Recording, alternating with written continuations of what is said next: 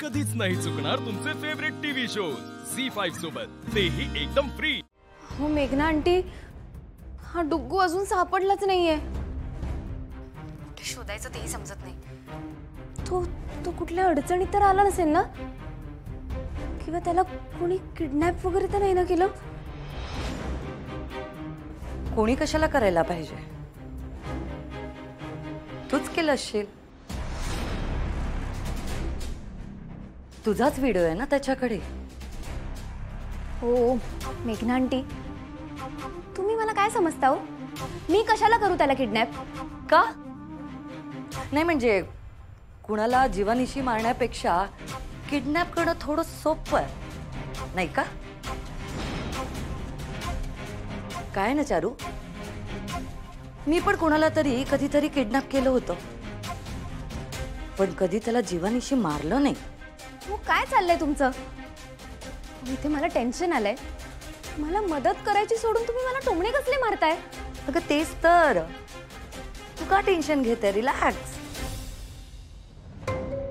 त्यांचं ते बघून घेतील। तुला इतकं पॅनिक व्हायची काही गरज नाहीये।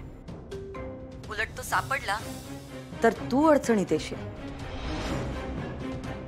म्हणून देवाला प्रार्थना कर की डुग्गू कधीच सापडू दे नको। हो हो।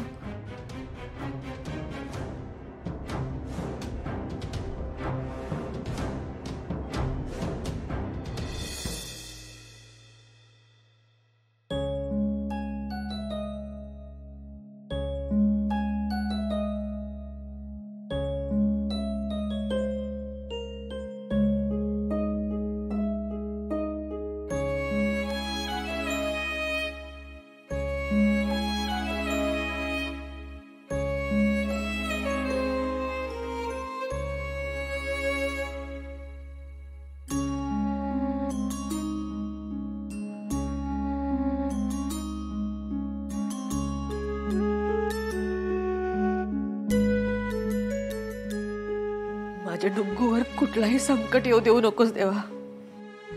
जोपर्यंत माझा डुग्गू सुखरूप या मी माझ्या डोळ्यांनी बघत नाही ना, तोवर मी तुका पाण्यातून बाहेर काढूच नाही।